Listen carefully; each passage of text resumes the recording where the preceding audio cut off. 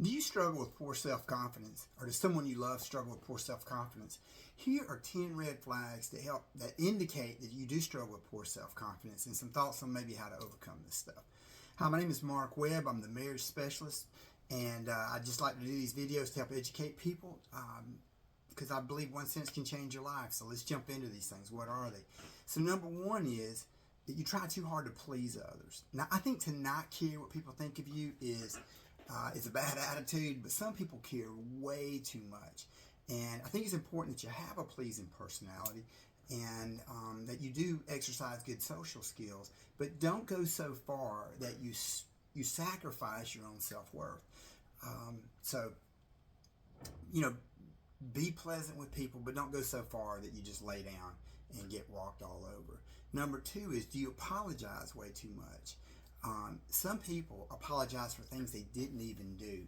Are you one of these people who constantly are saying, I'm sorry, I'm sorry, I'm sorry, and you didn't even do anything? I think it's important that, if you did something wrong, you do apologize. It takes a strong person to do that, but you want to apologize once, maybe twice, and then let it go. Number three is, do you keep comparing yourself to others, like in a negative way? The problem with comparison is sometimes you come out ahead, and then other times you come up behind. There's always going to be somebody who's doing it better. There's going to be somebody who's doing it worse, and it's just kind of a rat race that people get caught up in. You have unique skills and talents that nobody else has. So quit comparing yourself to them. They've got different things they're dealing with. Just be the best you that you know how to be. Number four is, are you deeply afraid of failure? Some people are so afraid of failure that they won't even start.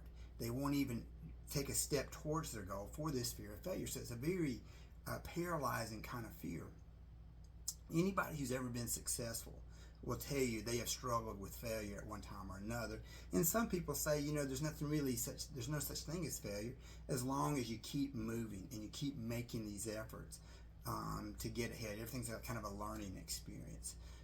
So if there's something you want to do that's important to you, just show up. Just show up once, and then show up again, and show up again, and show up again. And over time, this stuff gets a lot easier.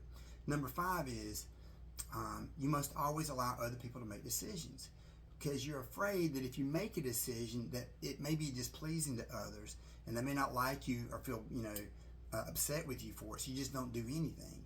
Some people can't even decide, hey, where are we going to eat? And they just freeze up in that, and they say, I don't know, and they let somebody else just do it by default. And a lot of times in relationships, it falls on the same spouse all the time, and they just get aggravated with it. So a challenge I have for you today is, I would like you to make a decision, even if it may be unpopular, but about something that you want to do, someplace you want to go, or someplace you want to eat. Number six is, do you use a lot of negative self-talk? Are you doing things like, I'm not as smart as so-and-so, or they're so much better at such and such than I am. Your brain responds to all of this, and you tend to become what you think about. So if you're constantly kicking your own butt with this negative self-talk, you're going to stay always shackled to that. So you need to start using more empowering language, and every time you catch yourself saying something negative, I want you to replace it with something positive. So instead of saying, I'm so stupid, say, I'm smart, or I'll figure this out, or I always do figure it out. Replace it with something. And another challenge I have for you is, I would like you to go 24 hours without saying anything negative. And if you mess up, you stop and start over again. And try to go a complete 24 hours without saying anything negative about yourself. And then keep it going. Number seven is, you rarely speak up. Because we're afraid of what people may think. They may think we're stupid or whatever with what we have to say.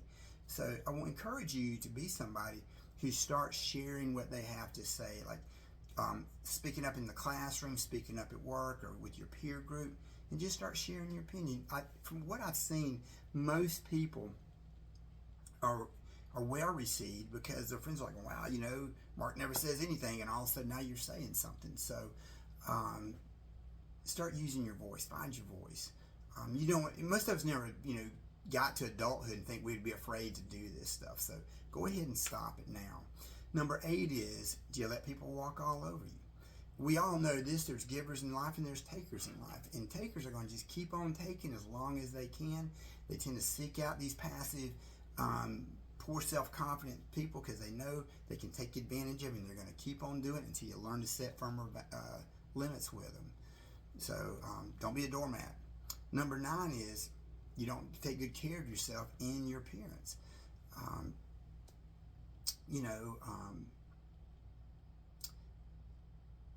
You dress nice. Do you exercise? Do you eat right?